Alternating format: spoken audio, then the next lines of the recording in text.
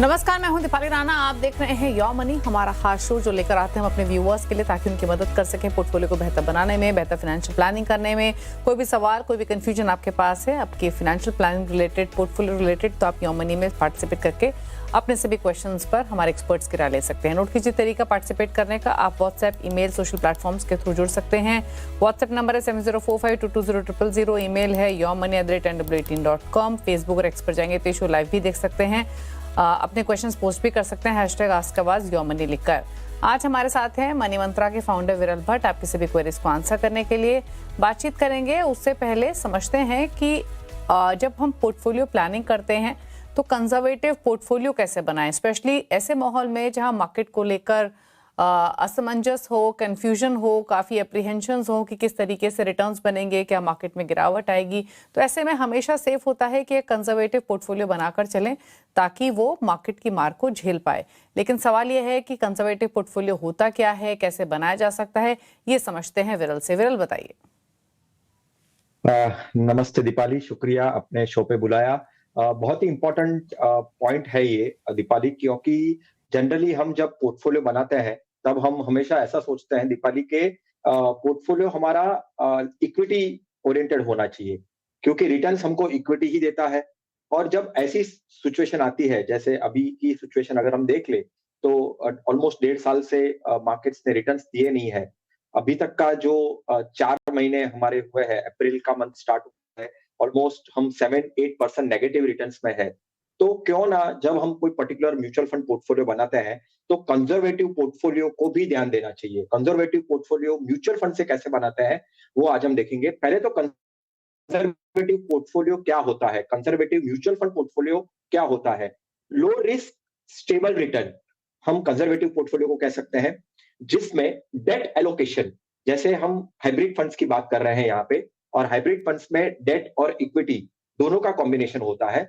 But date allocation होता है वो ज्यादा होता है कंजर्वेटिव पोर्टफोलियो में, और इक्विटी एक्सपोजर जो होता है वो बहुत ही लिमिटेड होता है, जो मान के चलिए 10% से लेकर 20% तक का एक्सपोजर हो सकता है। इसका गोल क्या होना चाहिए, यानी ये कैपिटल, ये जो हम कंजर्वेटिव पोर्टफोलियो हम ऐड करेंगे हमारे पोर्टफोलियो में, उसका एक गोल जो होता है, यानी क्या हम हासिल करना चाहते हैं, क्यों हम उसको ऐड करना चाहते हैं, उसका एक मेन जो गोल होता है, एक तो होता है कैपिटल प्रोटेक्शन के ऊपर फोकस रखें, और साथ साथ में इन्फ्लेशन को बीटिंग कैसे करें, वो भी एक हमारा इंटेंशन होना चाहिए। क्योंकि कंजर्वेटिव पोर्टफोलियो जब हम ले रहे हैं, हम डेट को ज्यादा शामिल कर रहे हैं हमारे पोर्टफोलियो में और इक्विटी को कम रख रहे हैं, जिससे हमारा डाउनसाइड प्रोटेक्ट हो। अभी आज के एनवायरनमेंट में दीपाली, हम क्यों कंजर्वेटिव पोर्टफोलियो को हमारे पोर्टफोलियो में शामिल करना चाहिए। पहले तो जैसे आपने सही कहा, बहुत सारी अनिश्चितताएं हैं, अनसर्टेनिटीज हैं, ग्लोबल अनसर्टेनिटीज और वॉलेटिलिटी के वजह से हमको ऐसे कंजर्वेटिव पोर्टफोलियो को हमारे पोर्टफोलियो में ऐड करना चाहिए। अभी देखिए, इंटरेस्ट रेट साइकिल भी आज, जैसे आरबीआई की पॉलिसी थी, रेट को कट तो नहीं किया है, ना बढ़ाया है, पॉज सिचुएशन में है, स्टेटस को बना के रखा हुआ है, ना हम घटा रहे हैं ना हम बढ़ा रहे हैं, यानी वहां पे भी अनसर्टेनिटीज है। तो वो पॉइंट ऑफ व्यू से डेट के एलोकेशन में हम कैसे उसको प्ले आउट कर सके, वो कंजर्वेटिव पोर्टफोलियो काफी अच्छे से कर सकता है। देखिए, प्योर इक्विटी इन्वेस्टर्स आज के टाइम में दीपाली बहुत ही नर्वस है कि क्या करना चाहिए, किस तरह से करना चाहिए, और जिसमें कोई ऐसी लो रिस्क स्ट्रेटेजी अगर हमको बनानी है तो हम कंजर्वेटिव पोर्टफोलियो से बना सकते हैं। तो मेनली मैं यहाँ पे 3 फंड्स को सजेस्ट करता हूं जब हमको कंजर्वेटिव पोर्टफोलियो बनाना है। एक तो arbitrage fund, equity saving fund और कंजर्वेटिव हाइब्रिड फंड।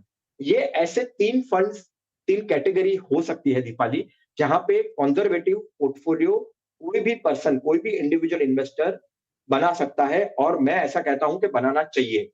स्पेशली जब हम Deepali return point of view से भी सोचते हैं, तब अगर मैं ईयर टू डेट, यानी ये 2026 की मैं बात करूं, तो मार्केट को अगर हम देखेंगे ना दीपाली, तो ऑलमोस्ट 7-8% नेगेटिव टेरिटरी में है, राइट। निफ्टी सेंसेक्स की बात करें, पर सामने में ये 3 फंड्स के कंजर्वेटिव पोर्टफोलियो अगर मैं बनाता हूं, तो उसका जो रिटर्न है, आर्बिट्राज 2% के आसपास पॉजिटिव है, इक्विटी सेविंग 2% से नेगेटिव है, और कंजर्वेटिव भी 2% से नेगेटिव है।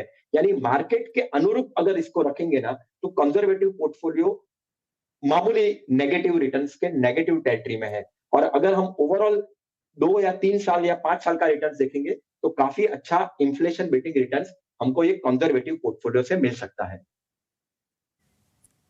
ओके। अच्छा विरल, एक चीज और बताइए, जब हम लॉन्गर टर्म की बात करते हैं तो उस पॉइंट ऑफ व्यू से कंजर्वेटिव पोर्टफोलियो की कितनी रेलेवेंस है? क्योंकि जैसे आपने भी कहा कि इक्विटी एक्सपोजर से पैसा बनता है, लॉन्ग टर्म में अगर आपको मार्केट साइकिल्स मिलती भी हैं तो भी आपको एवरेजिंग का बेनिफिट मिलता है एसआईपी के थ्रू। तो फिर उस पॉइंट ऑफ व्यू से क्या मार्केट के माहौल के या मार्केट के मूड के हिसाब से पोर्टफोलियो का टेक्सचर पिक करना कितना इंपॉर्टेंट है, कितना नेसेसरी है, या फिर जरूरी नहीं है कि आप कंजर्वेटिव पोर्टफोलियो के साथ ही स्ट्रिक करें? इंपॉर्टेंट शायद टाइम होराइजन भी हो सकता है। एब्सोल्युटली दीपाली, बहुत ही अच्छा क्वेश्चन आपने पूछा। ये क्यों इंपॉर्टेंट है, मैं यहाँ पे यही समझाने की कोशिश कर रहा हूँ।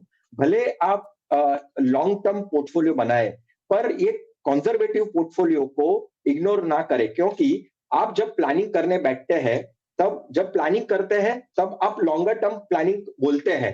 पर जब ऐसी मार्केट की सिचुएशन बन जाती है, जहाँ पे 1.5 साल में मार्केट कम से कम 15% से 20% नेगेटिव चला जाता है, तो आप डर जाते हैं।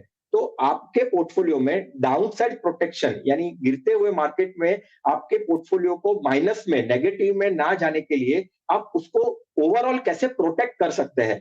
तो आपको जब उसको प्रोटेक्ट करना है, तो ऐसे कंजर्वेटिव पोर्टफोलियो से, ऐसे कंजर्वेटिव फंड्स आपके पोर्टफोलियो में आप उसको रख सकते हैं। उससे क्या होगा, एक चीज, शॉर्टर टर्म ड्यूरेशन से भी आप ये कंजर्वेटिव पोर्टफोलियो से प्लानिंग कर सकते हैं। अगर आपके गोल 1 साल, 2 साल, 3 साल में आने वाले हैं, तो ऐसे गोल्स के लिए आप कंजर्वेटिव पोर्टफोलियो ले सकते हैं। और दूसरी चीज, जब ओवरऑल मार्केट नेगेटिव है और काफी लंबे समय तक वॉलेटाइल रहता है, नेगेटिव रहता है, डाउनसाइड पे जाता है, तब भी आपको ऐसे जो फंड्स हैं वो आपके पोर्टफोलियो में ओवरऑल रिटर्न्स को नेगेटिव करने में, रिटर्न्स को कम करने में ये काफी अच्छी तरीके से बेनिफिट कर सकता है। ओके, तो चलिए ये बातचीत हुई कंजर्वेटिव फंड्स की और कंजर्वेटिव पोर्टफोलियो की। क्या अप्रोच आपकी आइडियली होनी चाहिए, फिर क्या रेलेवेंस होती है अलग अलग मार्केट साइकिल में। बहुत इंपॉर्टेंट आपके टाइम होराइजन पे भी डिपेंड करता है कि आपका पोर्टफोलियो कैसा होना चाहिए। बट सबसे खास बात यह है, सबसे इंपॉर्टेंट बात यह है कि मार्केट कैसा भी हो, अच्छा है खराब है, लेकिन आपको सिप नहीं रोकनी है, सिप कंटिन्यू करनी है डिप्स पर और सिप को बढ़ाना है, ताकि आपको बेनिफिट लॉन्गर रन में मिल सके। लेकिन चलिए व्यूअर्स की तरफ रुख करते हैं। पहले व्यूअर से बात करते हैं। AK भल्ला जलंधर से हमारे साथ, माफी चाहेंगे कि भल्ला हमारे साथ नहीं है, इनफैक्ट आशीष हमारे साथ कनेक्टेड है बेंगलुरु से सवाल पूछने के लिए। आशीष जी नमस्कार, पूछिए अपना सवाल, क्या जानना चाहते हैं? गुड इवनिंग दीपाली जी, भट्ट साहब गुड इवनिंग। मैम, तो मैंने अपना पोर्टफोलियो शेयर किया आपसे, तो 81,000 की SIP है और क्रॉस 7 to 8 to 9 फंड्स है। तो मैम मैं जानना चाहता हूँ एक्सपर्ट ओपिनियन, लाइक सही है कि नहीं वो। और अपार्ट फ्रॉम दैट उसमें मैं 2 इंडेक्स फंड कर रहा हूँ। हालांकि इंडेक्स फंड में मुझे उतना आइडिया नहीं है, बट आई थिंक समवेयर पढ़ के मैंने किया था लॉन्ग टर्म में फायदा करेगा वो। स्पेशली मैं अपने बच्चे के लिए रखना चाहता हूँ। सो वो सही मूव है कि नहीं मैम, ये मेरे को बस जानना है। ओके, और कुछ करेक्शन तो चाहिए आपके नहीं, आपने जो पोर्टफोलियो भेजा है इसमें तो अच्छा, आप इंडेक्स फंड इसकी बात कर रहे हैं, मोतीलाल ओसवाल के निफ्टी 500, यस, मोमेंटम फंड की, और एक शायद Nifty large mid 250। Yes ma'am, Edelweiss का एक है और एक मोतीलाल। ओके, एडलवाइस का एक है। Okay correct. अच्छा, एक चीज और बताइए, आपने अभी कितना ही अमाउंट आपका एक्यूमुलेट हो चुका है इस पोर्टफोलियो में? मैम ये हार्डली लग रहा है मेरे को 5-6 मंथ हुआ है, तो 60,000 ईच आप समझ सकते हैं मोटा मोटी। ओके, अच्छा, क्योंकि जो डिटेल्स हमें मिली थी उसके मुताबिक आपने मेंशन किया था कि पोर्टफोलियो की वैल्यू ऑलमोस्ट 40 लाख है, तो 40 लाख पोर्टफोलियो की वैल्यू नहीं है, राइट? नहीं हाँ, तो मैं वही आपसे जानने, 40 लाख है। तो ये टोटल पोर्टफोलियो जो आपका 40 लाख, ये जो टोटल पोर्टफोलियो 40 लाख का, ये म्यूचुअल फंड्स का है, आपके तमाम इन्वेस्टमेंट्स का है? नहीं मैम, ये सिर्फ म्यूचुअल फंड का है। अच्छा, तो म्यूचुअल फंड्स में आपका 40 लाख है। जो आपने इंडेक्स फंड की बात कही, वहां आपने बताया 60,000 के आसपास के एक्यूमुलेशन है, राइट? यस। ओके ओके, ठीक है ठीक है। और 15 इयर्स का आपका टाइम होराइजन है और टारगेट 7 करोड़ का है? जी मैम। ओके ठीक है। तो पहले तो मैं आशीष जी का पोर्टफोलियो बता देती हूँ विरल। इनके पास Canara Robeco blue chip equity है, then Parag Parikh flexi cap, Kotak emerging equity, SBI small cap, SBI contra और ICICI Pru focused equity fund, यहाँ पर ये 10,000 ईच डिप्लॉय कर रहे हैं। देन 7,500 है निपॉन इंडिया मल्टी कैप में, प्लस 2 इंडेक्स फंड इन्होंने ऐड किए हैं। एक एडवाइस का Nifty large mid 250 7,500 per month, 6,000 मोती ओसवाल निफ्टी 500 मोमेंटम 50, यहाँ 6,000 पर मंथ की सिप है। अब ये 2 नए फंड्स इन्होंने रिसेंटली ऐड किए हैं। फिलहाल 40 लाख के आसपास के पोर्टफोलियो की वैल्यू है, 7 करोड़ का टारगेट 15 ईयर्स में। पूरे पोर्टफोलियो पर तो राय लेना ही चाहते हैं, प्लस जो 2 इंडेक्स फंड इन्होंने ऐड किए हैं उस पर भी राय लेना चाहते हैं कि क्या ये सही डिसीजन है, कोई बदलाव की जरूरत है, कितना एक्यूमुलेशन ये कर पाएंगे इन 15 ईयर्स, बताइए। श्योर दीपाली, एक एक करके मैं बात करूंगा आपको। पहले हम उनके पोर्टफोलियो के पॉइंट ऑफ व्यू से बात करते हैं। 9 फंड्स पोर्टफोलियो में, अगर मैं बोलूं तो थोड़ा सा ज्यादा फंड्स हैं, यानी आप जो आप टारगेट हासिल करना चाहते हैं वही टारगेट आपके जो 6 से 7 फंड, यानी 2 फंड्स थोड़े ज्यादा मैं कह सकता हूं कि पोर्टफोलियो में है। बट रिव्यू के पॉइंट ऑफ व्यू से अगर मैं कहूं तो आप एक आईसीआईसीआई प्रू का focus fund, Nippon India multi cap fund और कैनरा रोबेको का ब्लू चिप फंड, ये जो 3 फंड है उसको आप थोड़ा सा रिव्यू करिए और परफॉर्मेंस के पॉइंट ऑफ व्यू से भी कंपेयर करिए। ब्लू चिप फंड या कोई पर्टिकुलर इंडेक्स फंड अगर आप रखते हैं, आपके पास ऑलरेडी एक इंडेक्स फंड आपने रखा हुआ है, तो मुझे लगता है कि थोड़ा सा स्ट्रेटेजी में चेंज करके आपको 6 से 7 फंड में बनना चाहिए। 9 फंड थोड़े ज्यादा हो गए। हालांकि जो financial goal point of view से आपका जो पॉइंट था वो काफी इजीली आप आपके टारगेट को अचीव कर पाएंगे। अगर आपकी करंट वैल्यू ओवरऑल 28 लाख है, करंट पोर्टफोलियो वर्थ जो है वो 39 लाख है, इन्वेस्टमेंट अमाउंट आपने 28 लाख ऑलरेडी की है, ऑलमोस्ट 39-40% का एब्सोल्यूट गेन आपने पोर्टफोलियो में रखा हुआ है।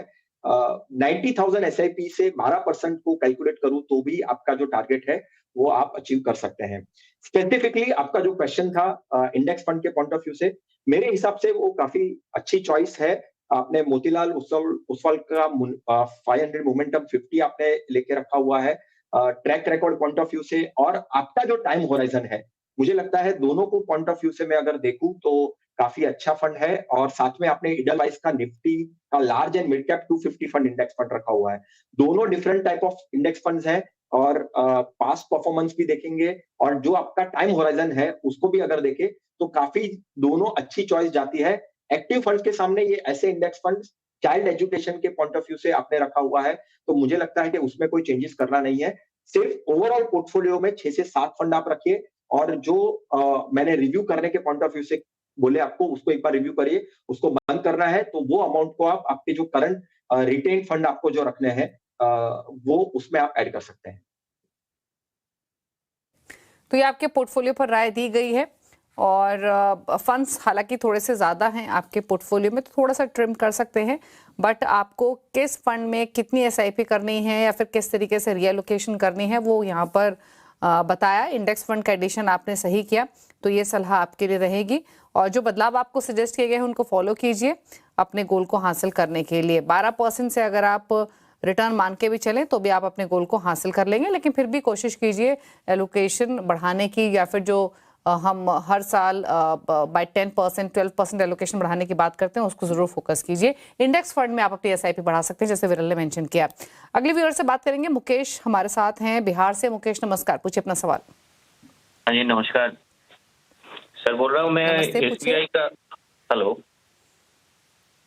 हेलो, पूछिए मुकेश अपना सवाल, ऑडियो आ रही है आपके। हाँ जी, ये मैंने कुछ एसबीआई का फोकस फंड लार्ज कैप और equity hybrid Contra small cap इस टाइप से फंड लिए हुए मैंने, तो मुझे और एचडीएफसी फ्लैक्सी कैप और पराग पारिक का भी लिया हुआ है। और लगभग 6 लाख रुपए अभी है मेरे इसमें मैम, तो क्या ये 5 साल में 1 करोड़ का क्या टारगेट रहने से या फिर कुछ चेंजेस लाने पड़ेंगे? ओके, तो जैसे इन्होंने मेंशन किया इनके पास लगभग 7 म्यूचुअल फंड्स हैं विरल। 7 में से 5 म्यूचुअल फंड्स एसबीआई के ही हैं, जिसमें SBI large cap, SBI focused, SBI equity hybrid है, यहाँ 2-2 हज़ार डाल रहे हैं। 1500 एसबीआई स्मॉल कैप में, 1000 एसबीआई कॉन्ट्रा में, देन 2 फ्लेक्सी कैप हैं, एक एचडीएफसी का एक पराग पारिक का, दोनों में 5-5 हज़ार हैं। तो फंड हाउसेज और कैटेगरी का थोड़ा ओवरलैपिंग जरूर है इनके पोर्टफोलियो में, बट जैसे इन्होंने कहा 18,500 की इनकी सिप है, ये टोटल 6 लाख की पोर्टफोलियो की वैल्यू है।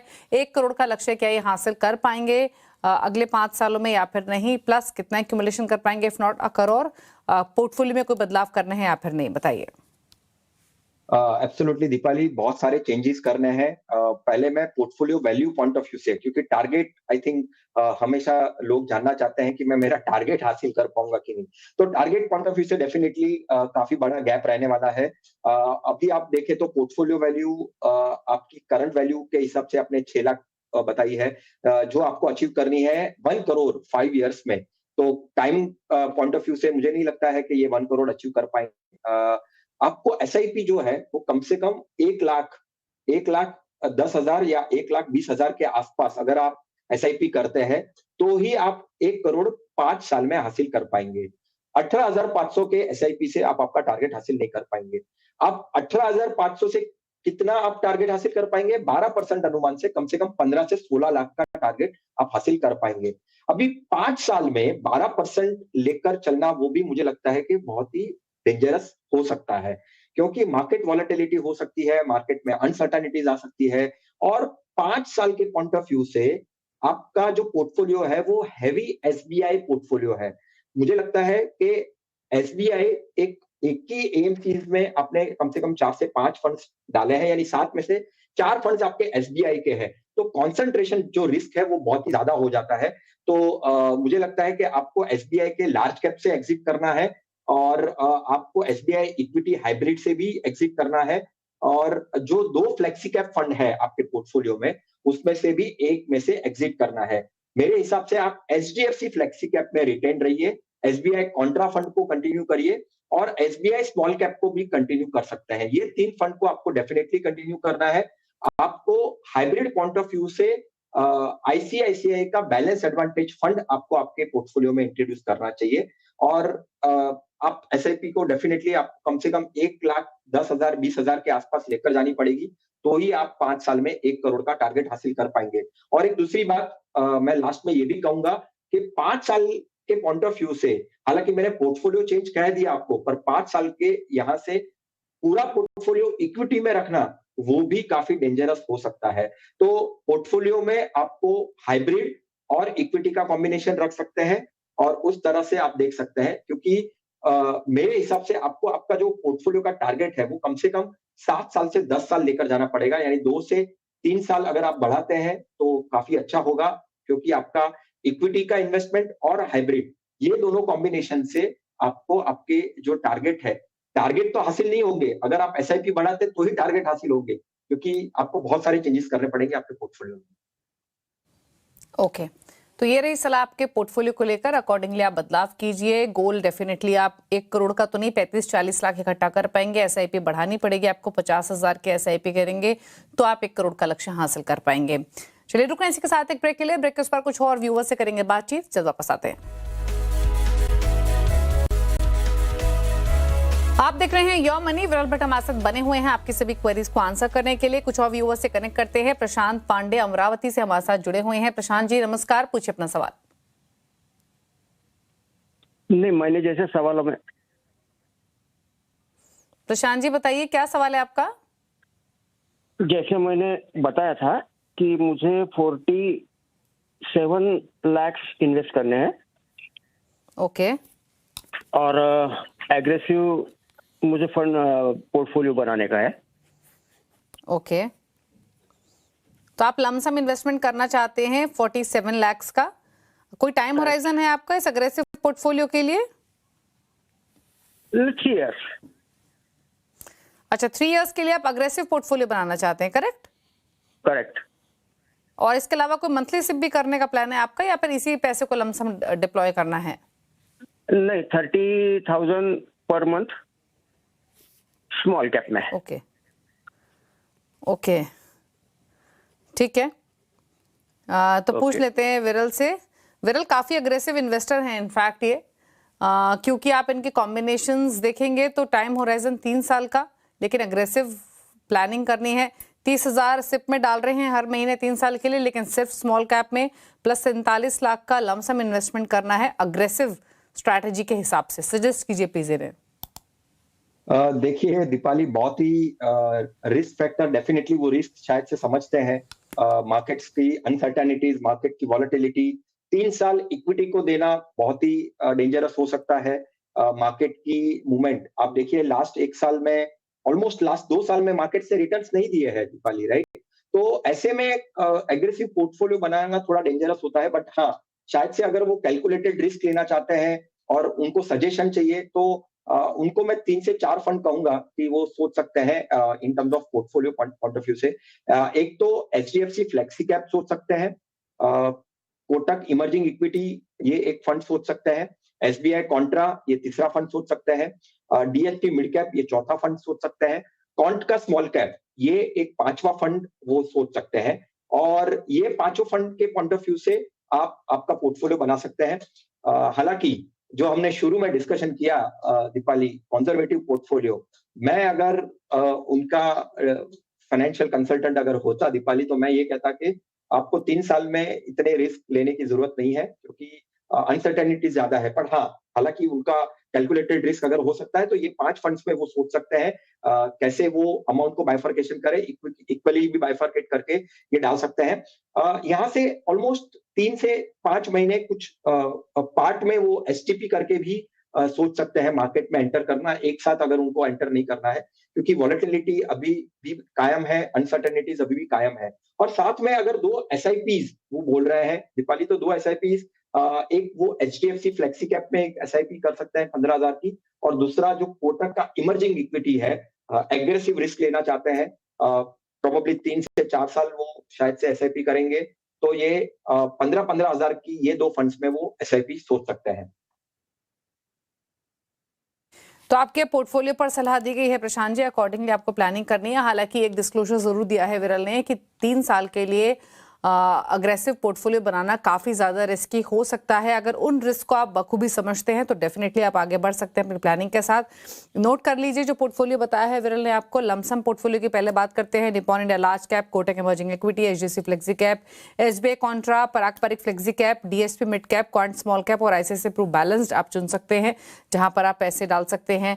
5 लाख, 6 लाख, 4.5 लाख, एक पूरी कैलकुलेशन यहाँ पर विरल ने की है।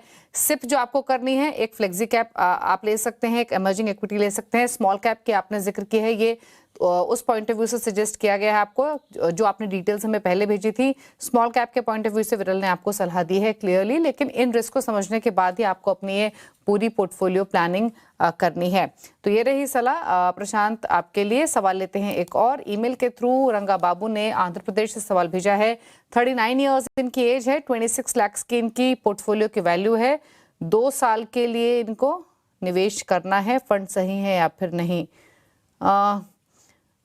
इनके फंड्स इन्होंने जो चुने हैं वो है सारे आदित्य बिरला के चुने हैं इन्होंने। Defence index, multi cap, flexi cap, consumption, logistics, thematic funds की तरफ ज्यादा झुकाव है इनका। एक मल्टी कैप और फ्लेक्सी कैप को हटा दे तो, लेकिन अब इनसे बात हो पाती तो विरल शायद ज्यादा क्लैरिटी मिलती कि पोर्टफोलियो वैल्यू जो इन्होंने 26 लाख लिखी है वो एग्जिस्टिंग कोई पोर्टफोलियो इनका है या फिर नहीं, तो उसको तो छोड़ देते हैं। पर 2 इयर्स के पॉइंट ऑफ व्यू से जो फंड्स इन्होंने चुने हैं उस पर आपकी राय क्या है? देखिए, 2-3 ऑब्जर्वेशंस हैं। पहले तो कंसंट्रेशन रिस्क काफी ज्यादा है, सारे फंड्स आदित्य बिरला के हैं। हम कभी भी सजेस्ट नहीं करेंगे कि कोई भी पोर्टफोलियो, कोई भी इंडिविजुअल पोर्टफोलियो एक ही एएमसीज के इतने सारे फंड्स पोर्टफोलियो में ले ले। दूसरा एक रिस्क मुझे यहाँ पे ये दिख रहा है कि डिफेंस फंड्स हो गए, लॉजिस्टिक फंड हो गए, कंजम्पशन फंड हो गए, थीमेटिक और सेक्टरल फंड है, वो भी काफी रिस्की हो जाते हैं। रिटर्न्स दे सकते हैं, रिटर्न नहीं दे सकते ऐसा मैं यहीं कहाँ पे भी नहीं कह रहा, बट अनसर्टेनिटीज काफी रहती है, वॉलेटिलिटी काफी रहती है, डाउनसाइड रिस्क बहुत ही ज्यादा होता है मार्केट के कंपेयर में, तो बदलाव की जरूरत है। रिटेन के पॉइंट ऑफ व्यू से अगर आपको फंड को मैं यहाँ पे रेकमेंडेड करूँ कि कौन से 2 फंड आपको रिटेन करने हैं और कौन से फंड्स में से निकल जाना है, तो 2 रिटेन जो करने हैं वो एक है आदित्य बिरला का फ्लेक्सी कैप फंड आप रिटेन कर सकते हैं, और आदित्य बिरला का मल्टी कैप फंड। ओवरलैपिंग इतनी ज्यादा नहीं है, तो ये 2 फंड को आप रिटेन कर सकते हैं। कौन से फंड को ऐड करना है, तो मेरे हिसाब से आपको जो पैसा है वो आईसीआईसीआई का बैलेंस एडवांटेज फंड है, उसमें आप सोच सकते हैं। फिर अबाकस का एक फ्लेक्सी कैप फंड है, उसमें आप एडिशन सोच सकते हैं कि आपको करना है कि नहीं। और स्मॉल कैप और mid cap point of view से आप डीएसपी का मिड कैप फंड और निपॉन का स्मॉल कैप फंड, ऐसे करके आप 5-6 फंड का पोर्टफोलियो बनाइए। ये पोर्टफोलियो एक ही फंड हाउस में आप कॉन्सेंट्रेटेड रिस्क बहुत ही ज्यादा हो जाएगा, पोर्टफोलियो में बदलाव की जरूरत है और मैंने ये बदलाव आपको अभी कहे हैं। ओके, तो क्लियरली आपको बताया गया है कि आप एक ही फंड हाउस, थेमैटिक, ये कुछ ऐसी चीजें होती है जो कि आपको यूजुअली अवॉइड करनी चाहिए वैसे भी, क्योंकि आपका रिस्क कंसंट्रेशन आपका इससे काफी बढ़ जाता है। उसी हिसाब से आपको बताया गया है कि अगर आपने पैसे डाले हुए हैं तो आपको निकलने की सलाह है। डिफेंस कंजम्पशन लॉजिस्टिक फंड से अगर डालने के सोच रहे हैं तो बिल्कुल प्लानिंग मत ऐसे कीजिए। लेकिन चलिए विरल से टॉप 4 फंड्स पूछ लेते हैं, उनके पोर्टफोलियो क्रिएशन अगर कोई करना चाहता है विरल की चॉइस के हिसाब से। विरल बताइए। एब्सोल्युटली, हमने शुरू में दीपाली कंजर्वेटिव पोर्टफोलियो के बारे में बात की, बट ये जो मैं आज टॉप 4 फंड्स बता रहा हूँ वो आप medium to long term point of view से सोच सकते हैं, अभी के मार्केट के पॉइंट ऑफ व्यू से। फ्लेक्सी कैप डेफिनेटली पोर्टफोलियो में होना चाहिए। आप लार्ज कैप का एक्सपोजर उसमें ज्यादा होता है, मिड कैप और small cap followed by large cap. अभी देखिए, फ्लेक्सी कैप एक definitely abacus flexi cap, multi cap में आप निपॉन मल्टी कैप सिलेक्ट कर सकते हैं। फोकस फंड 25 से 30 स्टॉक्स का पोर्टफोलियो बनता है, अभी के मार्केट के पॉइंट ऑफ व्यू से कैनरा का फोकस फंड आप देख सकते हैं। और multi asset is also my very favourite category, जहां पे आप डिफरेंट एसेट में रख सकते हैं, तो व्हाइट ओक का मल्टी एसेट फंड। ओके, चलिए ये रहे टॉप 4 फंड। शुक्रिया विरल आने के लिए शो में और सभी क्वेरीज को आंसर करने के लिए। इसी के साथ एक ब्रेक। योर मनी में इतना ही। नमस्कार।